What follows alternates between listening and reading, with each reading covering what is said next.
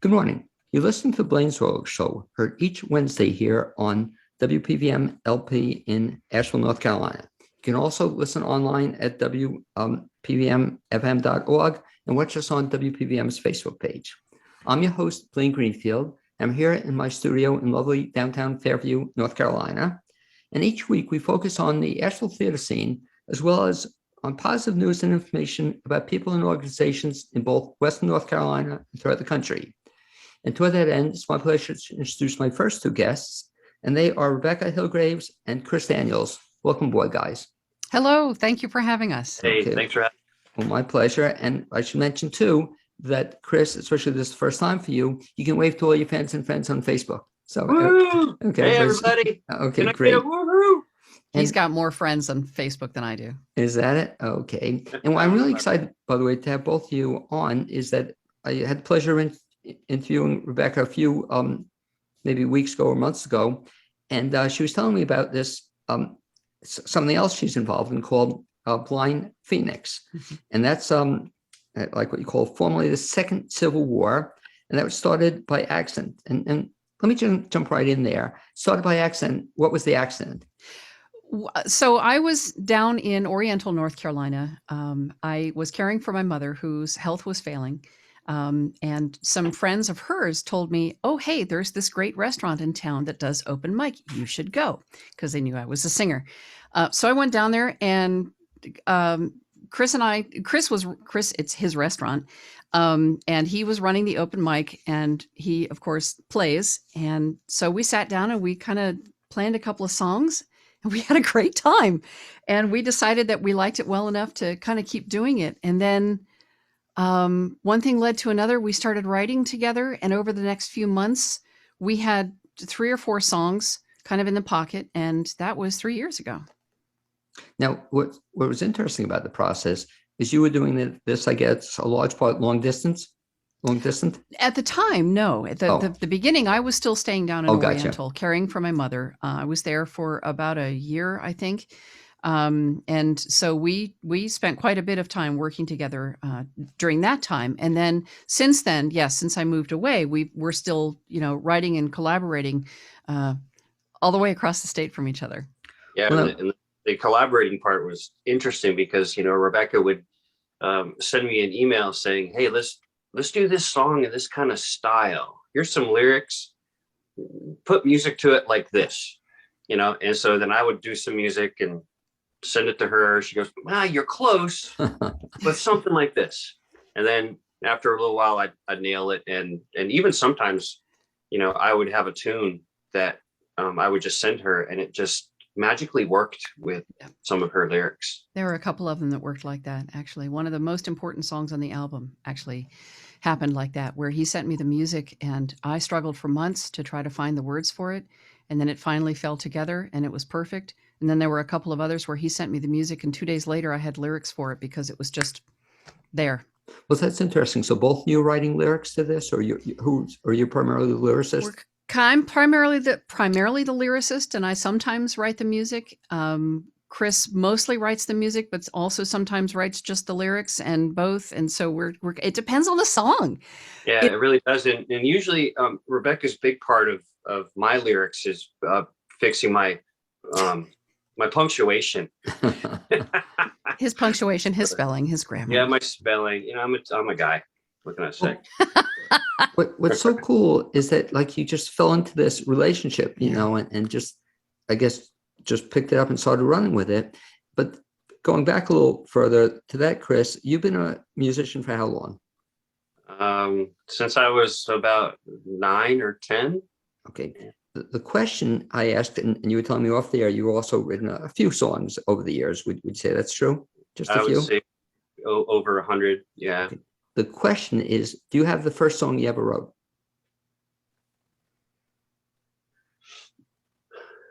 I don't know. That's a good question. I'd love to hear that. I want you to think about that, though, because I have this idea, Rebekkah. I think I shared it with you last time. But for a fundraiser, sometime at White Horse or maybe at Chris's restaurant, what I think we should do, Chris, is everybody does their first song. You know what I mean? And we record it. so I assume you don't have a record of that. Oh first Lord, song? I got to refuse that one though. My first song sucked. I burned it because it was so bad. I'm sure mine did too, and it Oh. probably had a dog in it. And Yeah. But it's funny. You remember it though, Rebekah? I remember mine. Yeah, it was god awful. Yeah. I stopped writing for decades because I thought it was so bad. I thought that'd be so cool though. So you're a 9-year-old kid, you start writing songs, performing, and where did you go from there as a musician? My parents, I lived in Japan for a little while, and my parents got me an acoustic guitar, and I trained on acoustic, and then I went electric, and then when I got back to the States, I met a couple guys, and we started a band, and played music, and I wrote music, and in Washington D.C. area, yeah, I got a 4-track recorder, I think, when I was 15, with a cassette tape, and I would overdub and keep overdubbing, and I would make music, and I've always recorded, like, where I record the bass or the drums and the guitar, and pretty much a one-man band. So how do you go from there then to becoming an owner of a restaurant? Well, I used to have a recording studio called Moon Studio. A long time ago. I was a sailing instructor for 14 years.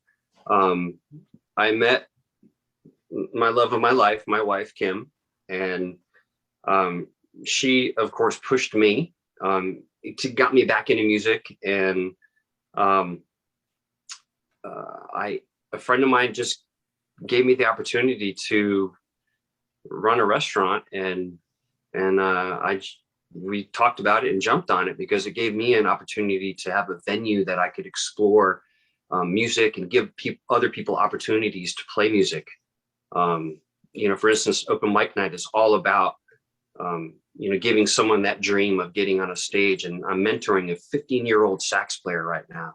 Right. That, he wants to play in B flat and everything. And I'm like, come on, we got to learn a G scale. We got to learn an A scale, and he's just shining. It's so cool.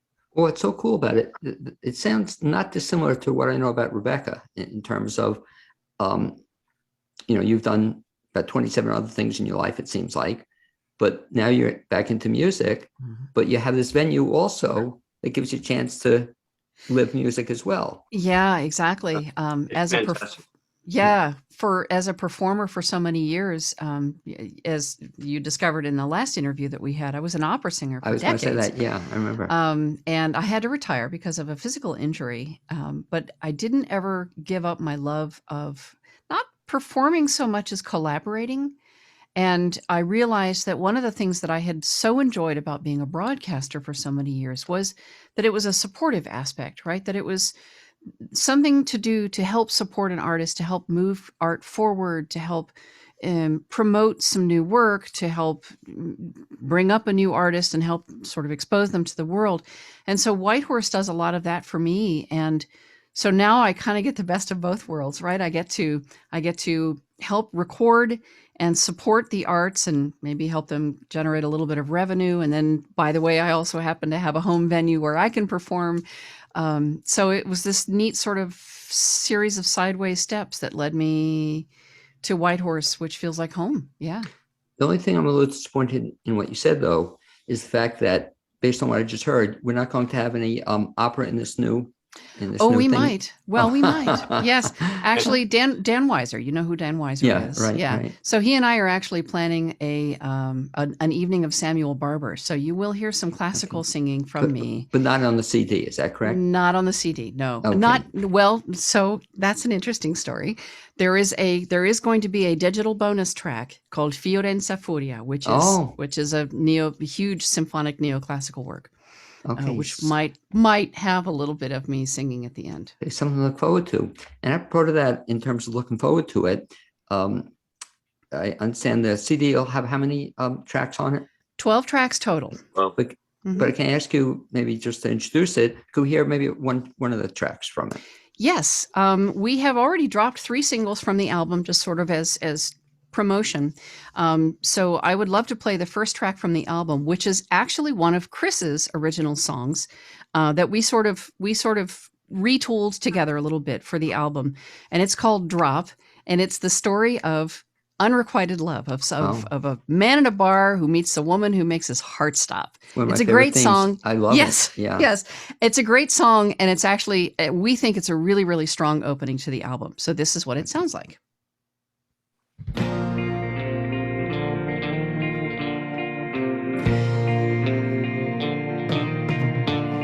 She walked into the room, could have heard a pin drop. I can't remember the last time I held my breath. Well, she sat up at the bar, she ordered a tall one. She didn't put it down to the very last drop. She looked at me and I felt my heart stop. I could not take my eyes off of her. Is there a price to pay? I lay down in hopes that you would stay.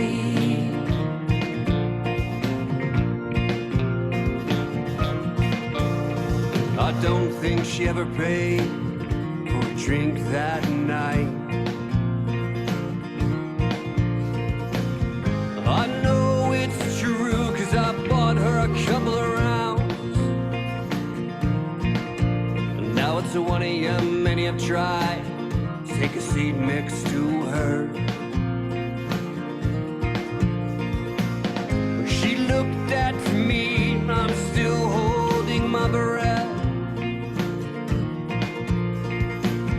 She walked my way, but kept on walking. She looked at me and I felt my heart drop.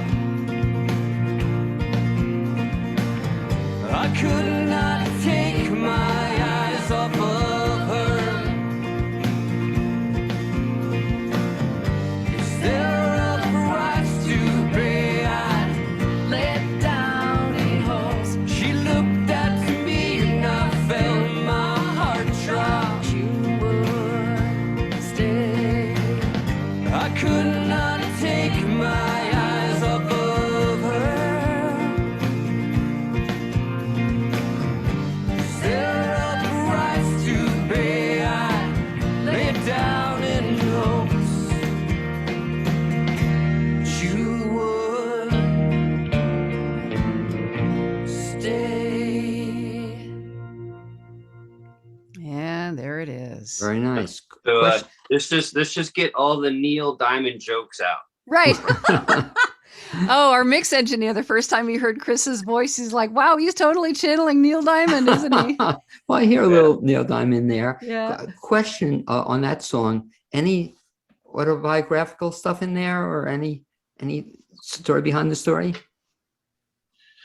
No, I originally wrote that that song morphed from a slide guitar. My wife wanted to hear some slide guitar, so we went and bought one, and I wrote that song on slide, and then it morphed into that song. So yeah, it was pretty big change.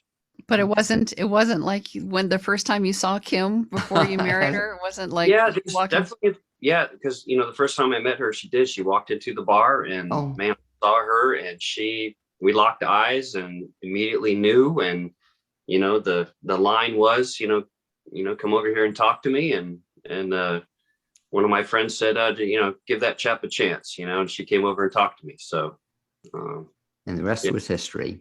Yeah. You mentioned that off there. You told me you've written a bunch of songs. I don't know whatever the exact number is. Rebekkah, you've written a bunch of songs also. a few. Yeah, a few. Yeah. How do you guys get the inspiration for a song? Oh gosh, it's all, so many things. Well, there is an overarching story to Truth or Dare. So most of the songs on here were inspired by the events of 3 years ago. My mother getting sick and then passing away, my meeting my partner, and my father also dying not long after all of this. So all of the songs on here are inspired by events within that year, having to be chased inland from a hurricane, and sort of all of this being bracketed by the disaster around the hurricane. So for a number of the songs on the album, like the next one that I want to play for you is called Do No Harm. And this was, so my mother had a surgery that really went wrong. She came out of it with a new hip, but couldn't walk because they had damaged her spine. And so never one to, give up a good joke. We started kind of joking rather darkly about, well, God, I wonder how many surgeons might be secret serial killers. Because there's a truism that says surgeons bury their mistakes. Right. Of course, not every surgeon in the world is a serial killer. Maybe only a few. So we started joking about it, and we were driving up to Asheville to visit my partner. We had just started dating then, so it was all very fresh and exciting. We're driving up the hill, and I started hearing these lines in my head, and the song came out almost fully formed. So I literally at one point had to pull off the side of the road and dictate the lines, the first few lines of the song, the first verse of the song, so that I could capture it out of my head and not forget it between, Oriental 6 hours away and Asheville. And then we got to the hotel, and that night I finished the song. I think we got to the hotel and I must have finished it maybe 10 minutes after that. It was one of those that came out just like that.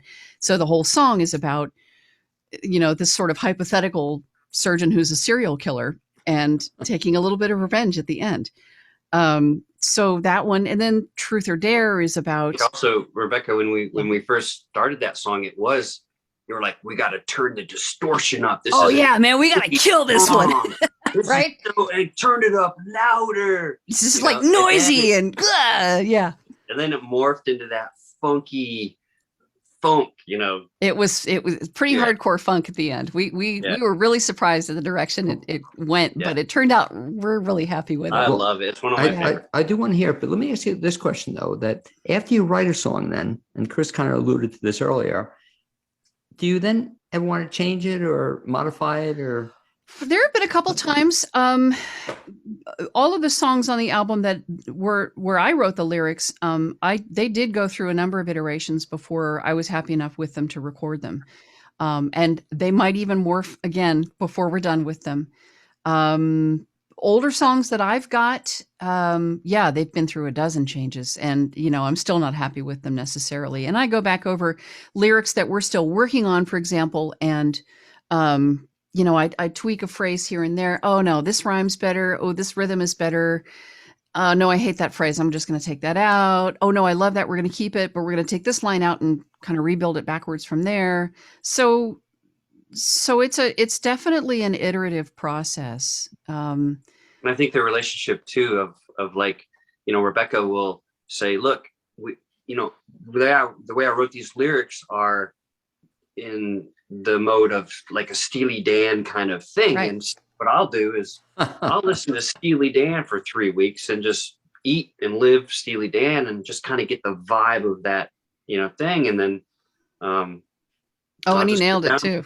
Yeah. And I'll sit down and write the music and it's so great because I think we push each other to go outside that box, way outside. Yeah. And when we do that is where we come up with some beautiful, awesome music. Yeah. We challenge each other all the time. Yeah. You mentioned, for example, this upcoming project. So it's just the two of you, or are there other musicians involved in it? It's a full band. So obviously on the recording, you hear bass and drums and keyboards and backing vocals and all of that. So we had a bass player, Michael Filippone, who's a local favorite and is definitely an official part of the band. And James Kylan, who's also a local drummer. And Bob Hinkle actually helped put us together with those folks to do the recording. And we liked working with them so much and they with us that, it's the band. They're the band. And then Lonnie, who was our mix engineer, I gave him a little bit of creative license. So he added a bunch of layers to the recording that we weren't expecting, but we're absolutely thrilled with. You know, you hear a little bit of the Hammond B3 in there on drop, and some of the tasty sort of little outside touches that we wouldn't have thought to add ourselves. And he really added lots of color to it. And I'm learning from that, right? So officially the band is Chris and me as co-leads, and then Michael and James, we're the core of the band. And then we've also got a couple of folks who played on the recording. Paul Rene McIntyre, who's a fiddler in the area, added some strings to a couple of the tracks. Franklin Keel, who's a cellist, Okay, sure. he added a number of things, and he brought his quartet in to help us record the neoclassical piece I mentioned, Fiore in Safuria. We recorded the string quartet for that. And so, we've got sort of an auxiliary of other musicians, a sort of local regional super group of great musicians that we've been able to add. And before time runs out, since you mentioned it, I'd like to at least have you play that one other song you were alluding to. Is this the one we're going to find out about? Is this the Surgeon one or another one? Yes, the Surgeon one, Do No Harm, is so this is with what we're calling the unique horns.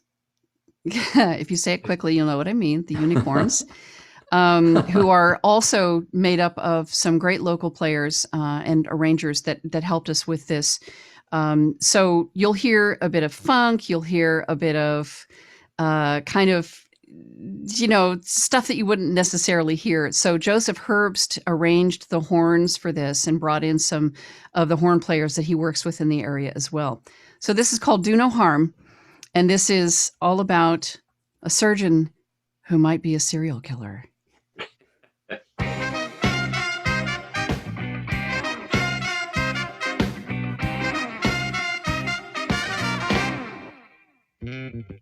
Take her hand, your words are kind, but the smiling never reaches your eyes. Touch her body, stake your claim, but beneath the tender words it's all lies. Cut her open, break her bones, drug her up and leave her for dead. You convince yourself that it's all her fault, and you walk away shaking your head. You got killer hands and a killer smile, counting up another notch. How many bodies have you left behind? How many times did you get away? Not on my watch.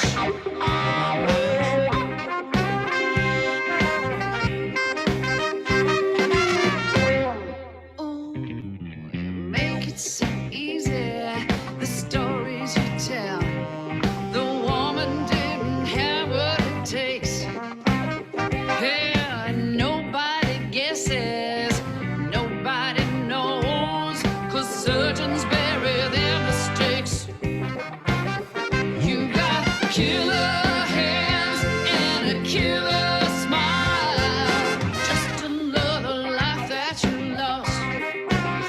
Hey, how many bodies have you left behind? How many times did you get away? Not on my watch. Not on my watch.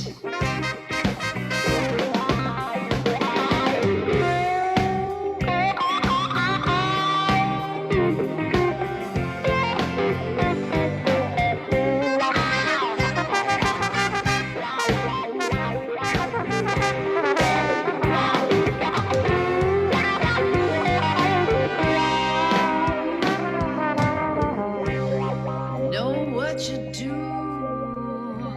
see who you are. This time I caught you in the act. Well, to your surprise, the patient lived. And now for once the crime is a fact. You've got blood on your hands, blood in your eyes. Now you think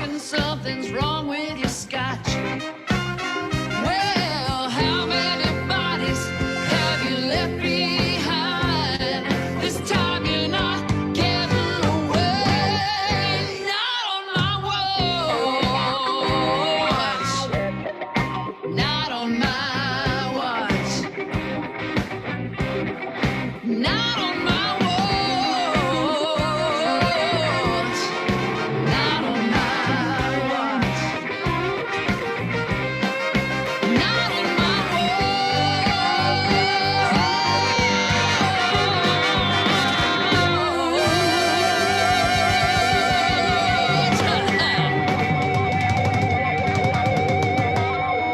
Not on my watch. Bam. Damn, What I love about that is that that's just good. Yeah, and not only is it good, it's also just a little bit different than the first song. Yes, a bit. Like, You like- think? Chris was saying, and I actually liked Neil Diamond, and he was a neighbor of my brother, but Neil Diamond was all Neil Diamond. Every song was kind of Neil Diamond. Kind of Neil Diamond. Yeah. This Yeah. was definitely not the first song. And this is one of the reasons why we wanted to be sure that we were a duo of equal forces. So Chris has a really strong voice. I have a really strong voice, and they're both unique.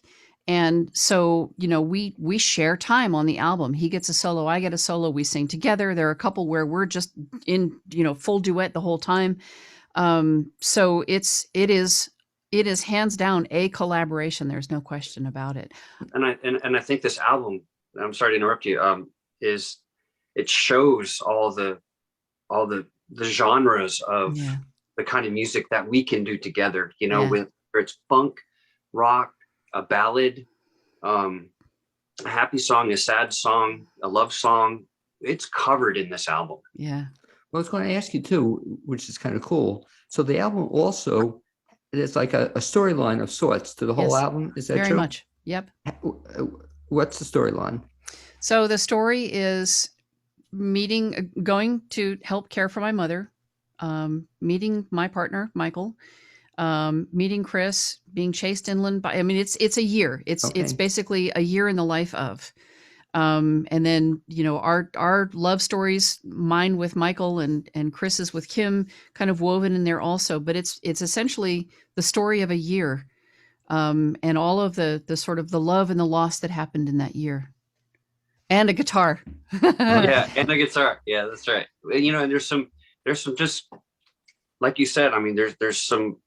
There's tragic in the album, and there's love, and there's also new beginning. Yeah. And that's what I love about all the songs. When I listen to it, and then I also love, one of the things when we chose Blind Phoenix as the name. Man, what we started off with Phoenix. We had to change the name. We were originally called the Second Civil War, as a thing to say, hey, we're coming out here as musicians, and we're gonna fight, and we're gonna be awesome, and we're gonna play music. But we decided to change the name because of politics, and we didn't want any part of that. Good point. And we don't want any part of that. So Phoenix came out somehow, and we were like, because that's, the bird rising from the ashes, and rebirth and new. And then, we started searching for other things, and my wife has a dog named BB that's blind. And how even stronger can you be as a blind phoenix? Trusting and resilient and resourceful and faithful. Yeah. And all of the things that normal critters can't be, but all of a sudden you add blindness to it, and you add this kind of focus and resourcefulness and trust in your environment that is unusual. And Final question. and I think Rebekkah and I, Rebekkah, I'm going to speak for myself on this one, but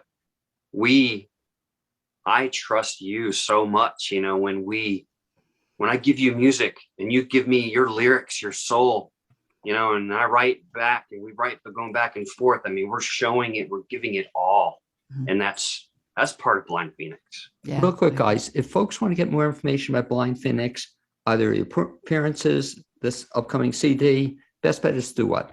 blindphoenix.band is the URL, is our web address.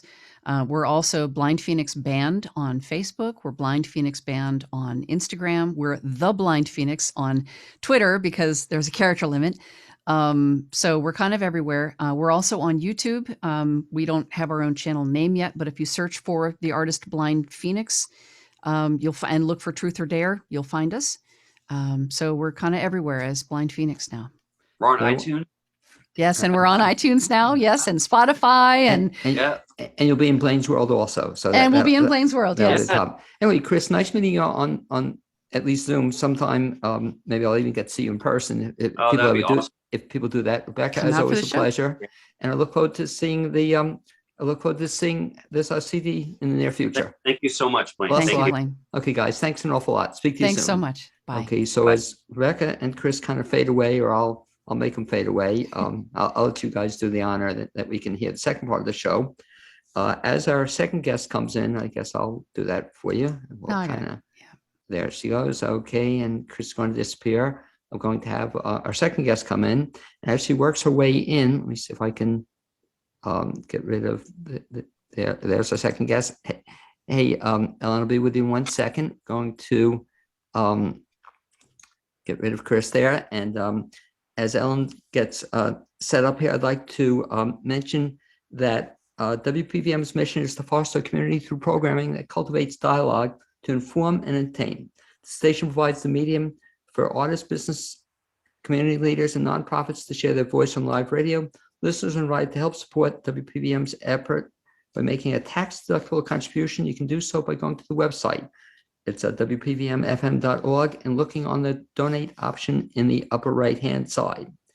It's next my pleasure to introduce, and let me see if I have it right, Ellyn Bache. Do I have it? Yeah. Okay, Ellyn Bache. And Ellyn Bache is an author of 9 novels, a whole bunch of other neat stuff we'll talk about in just a second. But before we begin, Ellyn, you can wave to all your fans and friends in Facebook world. Okay, so if anyone's watching, they see Ellyn. And it's my pleasure to introduce Ellyn. I guess I'm trying to figure out, I met you through a friend who introduced us in terms of your book. And Ellyn was very nice. She allowed me to make her book a giveaway in one of my blog issues. Ellyn is the author of 9 novels. One of them, Safe Passage, was made into a movie starring Susan Sarandon, and dozens of short stories, some of them collected in a book that won the Willa Cather, is it Cather? Cather, yeah. Cather Fiction Prize. And Ellyn, the first question I'm always interested in when I meet a writer is that writing, how did you get into the field? It was one of those things that just happened. I didn't want to be a writer particularly. I wanted to be a doctor. That was the prestige thing to be in our family. But that, that wasn't going to happen. And so I always liked to write.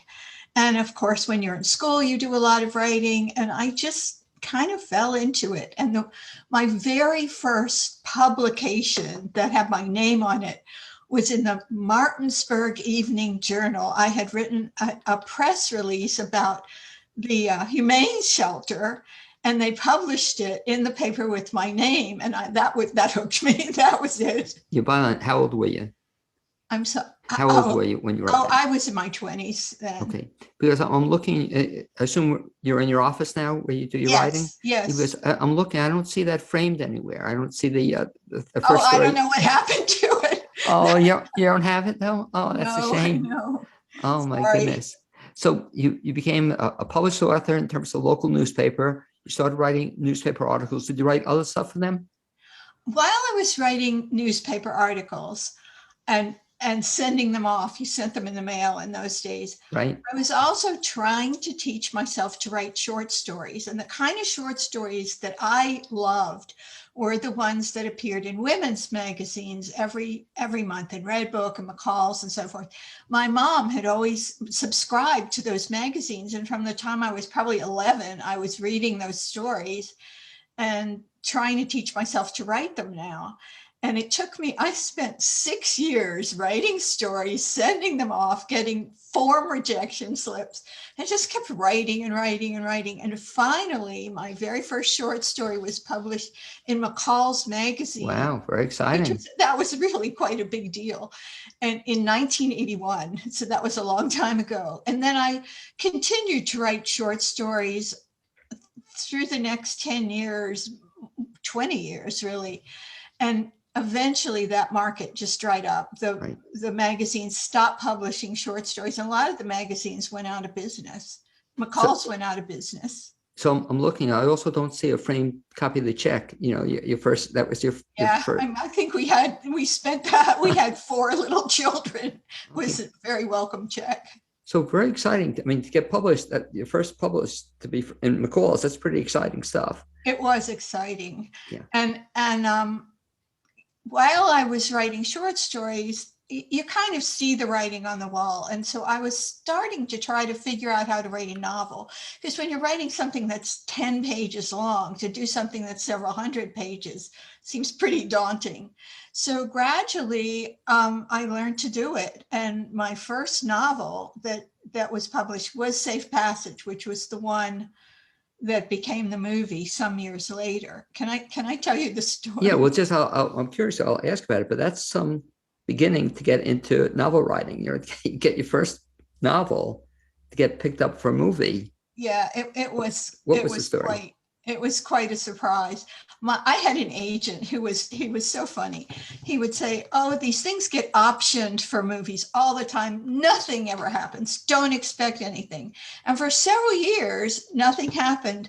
There was a woman in California who wanted to write a screenplay, and she did. And she sent it around to the different studios, and it would be accepted and then it would be rejected, and it just went on and on. So my agent seemed to be right. And then I get this phone call for one day that said, "Susan Sarandon is interested in the project, if we can put together a package for a few months." And I just knew it was going to happen. And from that moment on, it did happen. So Susan Sarandon was going to star. Her husband was going to be played by Sam Shepard. Okay. And there were the story revolves around a family that has 7 sons, and the Susan Sarandon character thinks, "Why did I have all these kids? I really wanted a career." Well, then one of her sons, the troublesome son, joins the Marines, which seems unbelievable to them, and he's in Beirut in October of 1983, and this part is true, when the airport there was bombed by terrorists who brought in a truck of explosives, and 241 Marines were killed that day. And the novel revolves around the family back home not knowing if their son is okay or what has happened to him, and that's the time frame of the story. And while they're waiting to hear, everybody comes to terms with their relationships within the family and with the boy who's missing. How'd you come up with the idea for that? My husband had been in Vietnam. Okay. And he was one of those people who felt like, as hard as that experience was, it had taught him a lot about leadership and so forth. And he was not opposed to Vietnam. He made the military sound kind of attractive. And I have 3 sons. And my fear was that they were going to go join the Marines after they got out of high school. And so that's what prompted it, to write about a situation where something terrible really happened and, follow that through. What's interesting to me about the plot is the fact too, okay, I understand that part, but then to also bring in Beirut, how do you become knowledgeable about life in that country? Well, I wasn't really knowledgeable, but when that happened, that terrorist incident was the first big terrorist incident that would then, there would be other terrorist incidents leading up to the Twin Towers many years later. And it was totally a shock, I think, to the whole world when that happened. And you didn't avoid it if it was in the papers and everything. And I had wanted to write about a mother, a kind of a quirky character who was the mother of all these sons. And then this became the inciting incident to wrap the book around. And so the movie is made or being made. Were you involved in did you get to see it being made, or were you part of that Well, process? okay, when there were several versions of the screenplay, and they sent me maybe the first one, and I didn't like it at all. Of Oh, course, really? the author never likes it, and I made a comment or two, and I didn't realize then that the author of the book is like the redheaded stepchild. Don't get in our way. Right. And so I never saw another version of the screenplay. And then when they made the movie, actually made the movie in New York because Susan Sarandon lived in New York and wanted to film close to home. So we got to watch them film a little bit, but then we went to Los Angeles to see a screening when the movie was ready. And I sat there and I would think, oh, this is a nice scene. Oh, this scene isn't so great. But it didn't flow for me as a movie, although I watched it again a couple months ago after all these years. And it's kind of a cute movie, but I didn't think so at the time. It was overwhelming. Here I am, this woman who sits at home and writes books. And this was, very out there for me. Well, I'm saying that's not unique to you. It's to other authors have the same feeling, to make, Yes. to make, you write a book, but the eventual movie doesn't quite resemble the book. But then again, it would be very hard to, the book was how many pages? Oh, maybe 300. Right. So to make an hour and a half movie, a 2-hour movie into 300, out of 300 pages. Yeah, you learn a lot. I mean, if you have a movie made out of a book, and then if it ever came up again, which it never did for me, but you would be a lot smarter about dealing with the whole situation. But it was still a great experience. And for a first experience, it's just incredible. Do any authors ever write, or could you have written the screenplay?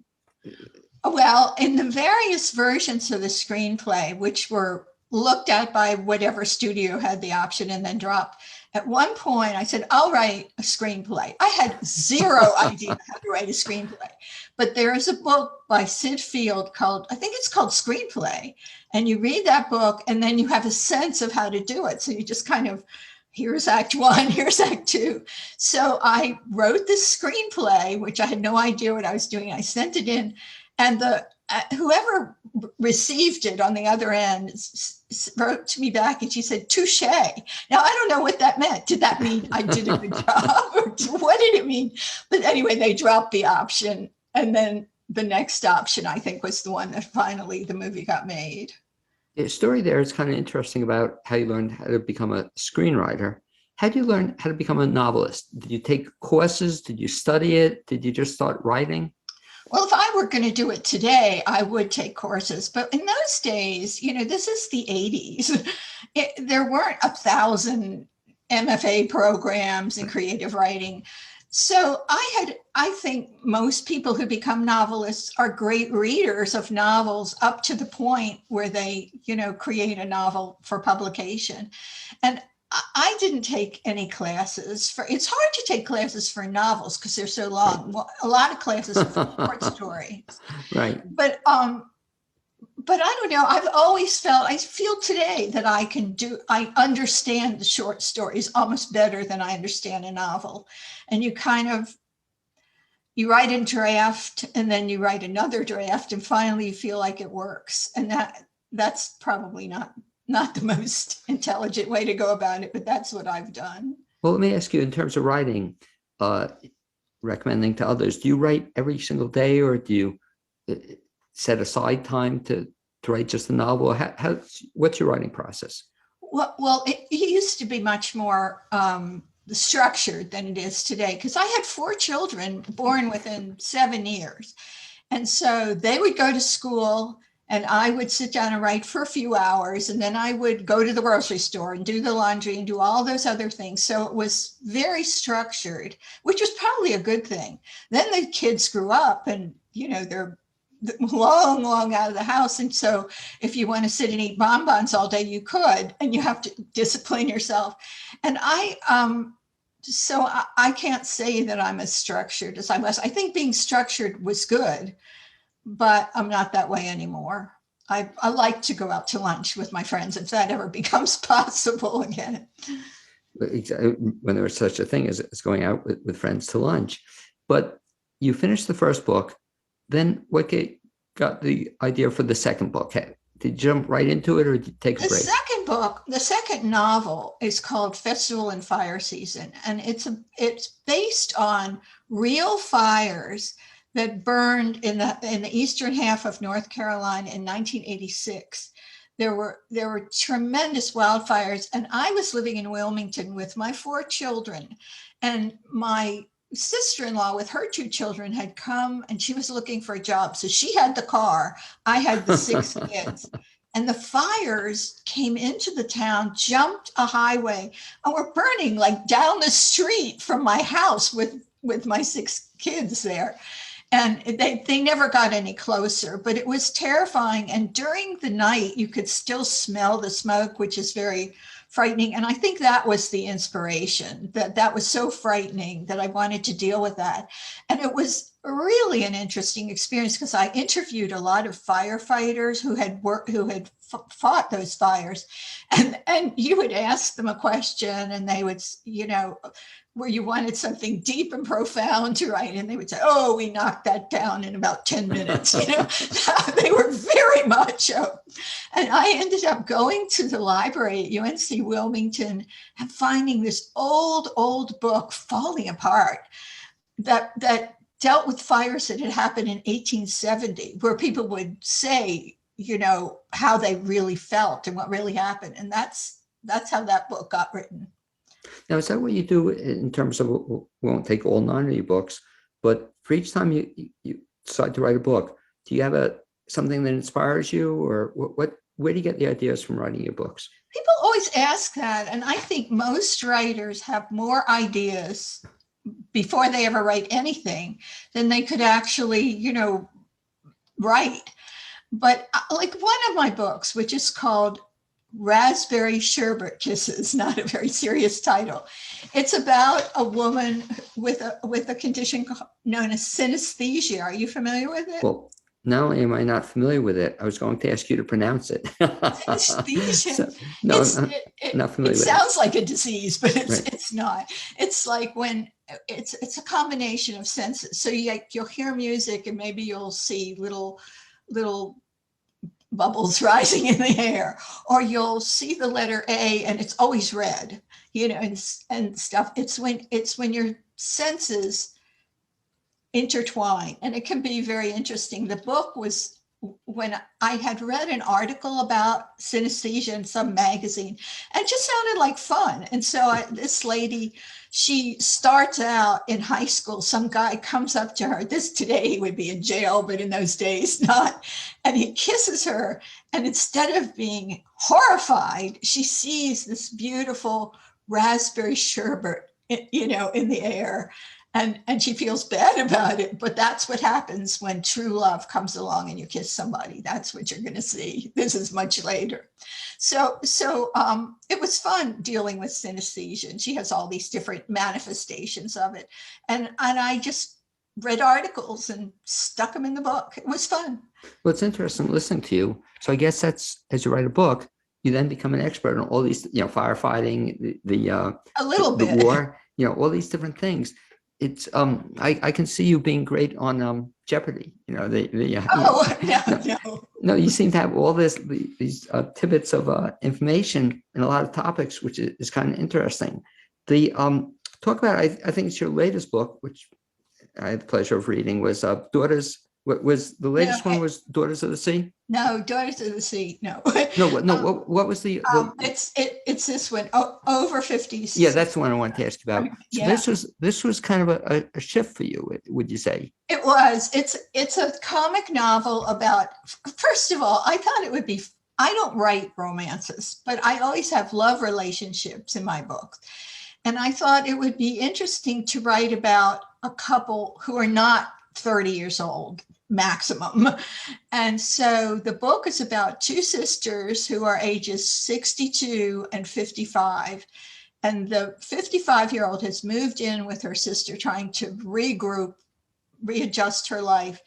And she's driving the sister crazy. And the sister wants her to move out. And she figures the only way she's going to get rid of her is to find her a new husband. And so she starts a a mixer for people over 55 and invites a bunch of people to come. And of course, the people who come are all wrong for the sister.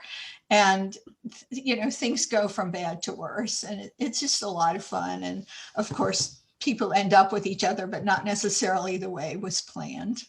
Well, it's kind of interesting what you just said is that it's a lot of fun. And when you're writing that particular book, were you having fun writing it? I did have fun writing it. The character, the 55-year-old sister, the younger sister, is one of these women whose husband, he wasn't a great guy. Whenever he did something terrible, she would have plastic surgery or get more filler or something. And finally, she gives it all up, so all that was kind of fun to deal with. And, there's a dog, there's neighbor that comes along, and the one sister thinks he's carrying a weapon. He's carrying an edger for the lawn, so there's a lot of silliness in the book. In that book or your other books, are any of the characters you depict based on real life folks? I think all of them are, not all, but most of them are in some little way. Like in this book, Iris, I know women who had a lot of surgery and a lot of cosmetic, every time anything would happen, let me have a prettier face. But there's a lot of made up stuff in these characters too, which is part of what makes it so much fun to write. A friend of mine was a mystery writer, and one of the things he enjoyed about the fact was that he could always get back at people he was annoyed with by killing them off. Oh yeah. They just take a character and then do them in. When you started writing, times have changed a little bit. When you started writing way back that first article, you probably typed it, I guess, or I don't know. Oh yeah. Typed it. Has some writers still, I'm just curious about your experience, still write longhand? Do you write anything longhand? I used to write like if a phrase would come to me or an idea, I would write it out in longhand, usually on a 3x5 card if I had any, and just throw it in a file until I was ready to write the book or use the material. But in terms of writing, and most writers don't write on longhand at all, or very little. But we all started out typing, and if you had made a mistake, you had to use whiteout or these other things. And then if you wanted to add 2 lines and that was going to put you into a new page, you had to retype. It was very labor intensive. And then in the early 80s, along came word processors and the beginning of the digital age. It made a huge, huge difference in the industry and continues to do so. It's funny you mention that, because I remember just the time you're talking about, I would fight with people and say, no, I love writing out stuff longhand, and then I love typing it. And I fought word processing for maybe about a week, and then once you see it, you just wonder how you ever lived without it. Oh, yes. It's just, it does make writing easier. When you're coming up, so you finished now, last book you wrote was what? Oh, the last book that came out was Over 50 Singles. That was the one, right? So you finished that. When did you finish that? I can't even. About last year? A couple years, I think. Okay, so now you finished that book. Are you now writing your next novel? I am writing. I have 2 projects that are ongoing, and one is essentially a novella, and it's very hard to sell a novella, Sure. which is short. And the other one is almost more of a long short story, really long short story. It's not quite a novella. And these are just projects that I really like and that I'm still revising, but I don't see, great audiences for them. You just never know, but they're a lot of fun for me. Well, it's interesting when you say that in terms of audiences. When you write, are you writing for you or an audience or for publication? What you're thinking?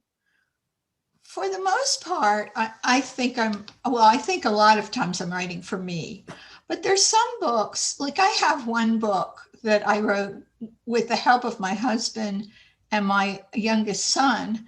It's called Takedown. It's about high school wrestling. And I was very clearly writing that for a 12-year-old boy. And it was published and it did well, you know, but it definitely was written for an audience. Very rarely do I do that, but it was a pleasure to be able to work with family and not be, you know, sitting there all by yourself, which is mostly what you do. So that was for a young adult audience? Yeah, that it was, particular book?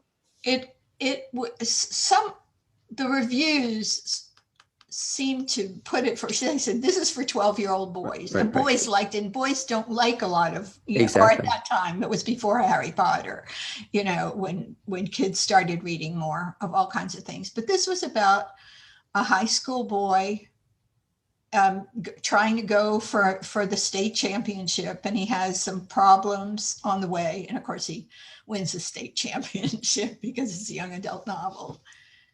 Were any of your boys wrestlers? They were all three wrestlers. Oh. And my husband had been a wrestler, you know, back in the day. So that one you had some knowledge of, you know. I had no knowledge, but Well, you did, you lived through them, you know. Yeah. They were yeah, I the- never thought, I mean, I actually got to the point where I would go to a wrestling match and really enjoy it and know what was going on. But at first I had no idea. And you know, so that book, which was published many years ago, people still buy it sometimes from Amazon, which indicates to me that there aren't a lot of books out there about wrestling. 12-year-old wrestling boys. Yeah. But one of the things also that's kind of unique about you is that you still, the stuff you publish, from what I've seen, is all published by, you have publishers actually pick them up for the most part. Different publishers. Have you ever self-published anything?